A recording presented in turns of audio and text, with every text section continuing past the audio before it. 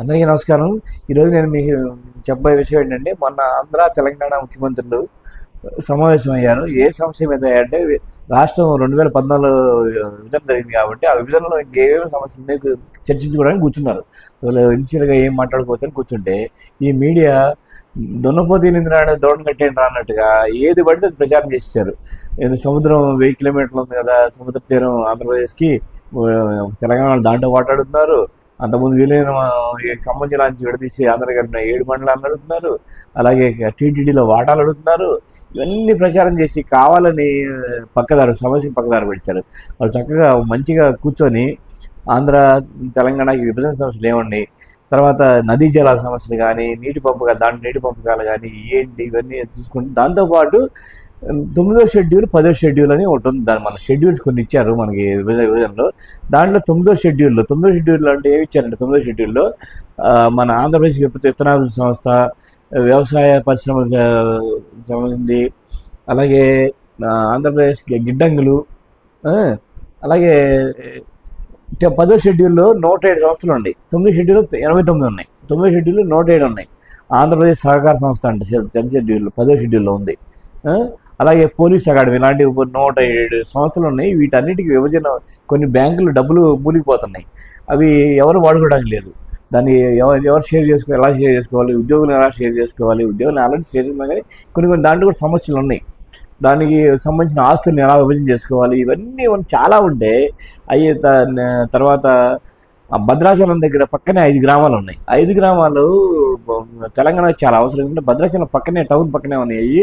అటు ఆంధ్రలోకి వెళ్ళాలంటే ఆంధ్ర తర్వాత మన తెలంగాణ దాటాలి పాపం వాళ్ళకి. ఇటు తెలంగాణ వాళ్ళు అవతల గ్రామాలకు వెళ్ళాలంటే ఆంధ్ర గ్రామాలు దాటి వెళ్ళాలి. అందరికీ ఇబ్బందిగా ఉంది. అందువల్ల వాళ్ళు 5 గ్రామాలు అడిగితే అది దాంట్లో చాలా న్యాయం ఉంది. అందులో అనుమానం లేదు. తెలంగాణ అడగటంలో తప్పులేదు. 100% అడగచ్చు కూడా. అది ఇవ్వాలి కూడా. కొన్ని సమస్యలు పరిష్కరించుకొని అది ఇస్తే బాగుంటుంది. ఎందుకంటే ఓవర్నే ఇచ్చేసాడని చెప్పేసి ప్రతిపక్షాలు గొడవ చేస్తాయి కాబట్టి, అక్కడ ప్రతిపక్షాలు కూడా సహకరించాలండి. ఎందుకు ఎన్నాళ్ళు సమస్యలు పేర్చుకుంటూ పోతాం, ఇన్ని వేల కోట్లు అకౌంట్లో మూలిగిపోతున్నాయి ప్రజలకు ఉపయోగపడకుండా. దానివల్ల రాజకీయ లబ్ధి పొందినా కూడా ప్రజలు బాగుంటాం కావాలి. చక్కగా అందరం కలిసే ఉంటున్నాం, ఎవరికి ఇబ్బంది లేదు. అక్కడ వాళ్ళు బాగానే ఉన్నారు, వీళ్ళు బాగానే ఉన్నారు. ఎవరు ఇబ్బందులు వాళ్ళు పడుతున్నారు. సామాన్య ప్రజల్లో ఏమి అలాంటి ఇబ్బంది ఏం లేదు. వాళ్ళందరూ ఇలాంటి మొత్తం పరిష్కారం వైపు అందరూ సంతోషంగా కోరుకుంటున్నారు. నదీ జలాల వాటాలు కూడా తేలిపోవాలని కోరుకుంటారు. దాని నదీ జలాలంటే దానికి ట్రిబ్యునల్స్ ఉంటాయి. ట్రిబ్యునల్ వాళ్ళు తెలుస్తారు. కనీసం తాత్కాలికంగా కొన్ని ప్లస్ ఎంత వీలుంటే అన్ని సమస్యలు. ఇప్పుడు ఏంటి, మంత్రుల కమిటీ ఒకటి, ముందు అధికారుల కమిటీ ఫస్ట్ ముందు చర్చిస్తారు. వాళ్ళతో కాబట్టి మంత్రుల కమిటీ, వాళ్ళతో కాబట్టి ఇద్దరు ముఖ్యమంత్రులు కూర్చున్నారు. వాళ్ళతో కూడా కాని పక్షంలో కేంద్ర ప్రభుత్వాన్ని కూడా ఆర్బిట్రేటర్గా పెట్టుకొని చేసుకోవడానికి మన చట్టంలో ఉంది కాబట్టి అలా చేసుకోవడానికి అవకాశం ఉంది.